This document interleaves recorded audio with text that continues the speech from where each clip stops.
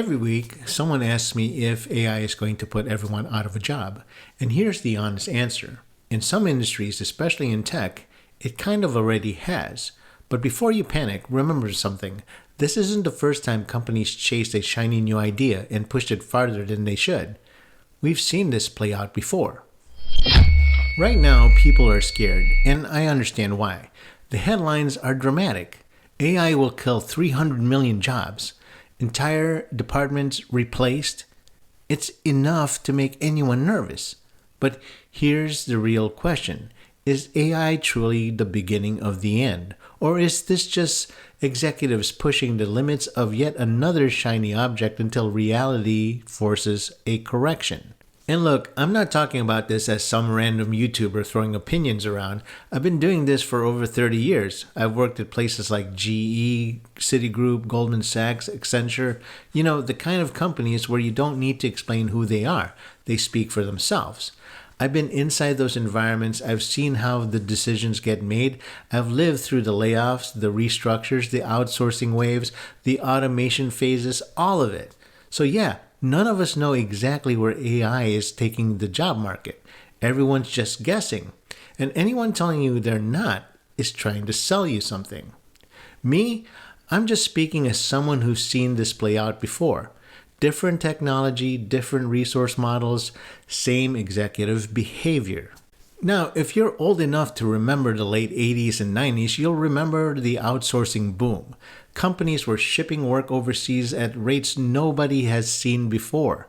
Manufacturing, call centers, QA, software development, all of it. And the narrative was exactly the same.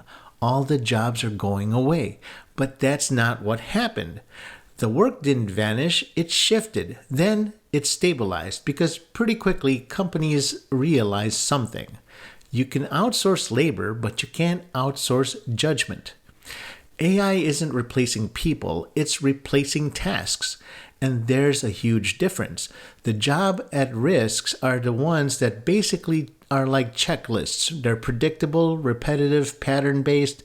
But the jobs that require judgment, creativity, leadership, experience, nuance, the I've seen this before instinct, those jobs get more valuable, not less. Because AI can do the work, but it can't understand the work. Let me touch on something that everyone keeps asking.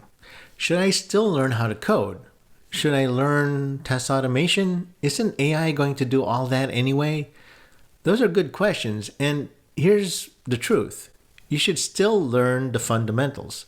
Coding teaches logic, and it reinforces logical thinking. Testing teaches how systems work and how they break. Both teach you how to think. And thinking never goes out of style. But the number one skill you need in an AI world isn't syntax or frameworks or tools. It's the ability to identify problems that need to be solved.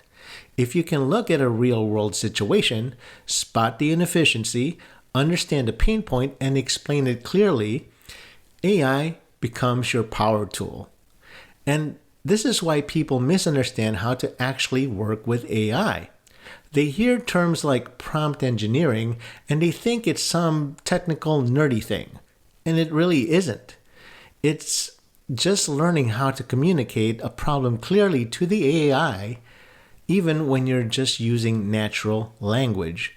You can talk to an AI like a human being, but you still have to define the goal, set the constraints, ask the right questions, and know when something feels off. Natural language doesn't replace that kind of thinking. If anything, it makes it more important, because AI will confidently give you the wrong answer if you don't know what you're asking for. If you can think clearly, AI accelerates you. If you can't, AI just gives you faster nonsense. So here's my message, especially to my older viewers. You've lived through more changes than most people can imagine.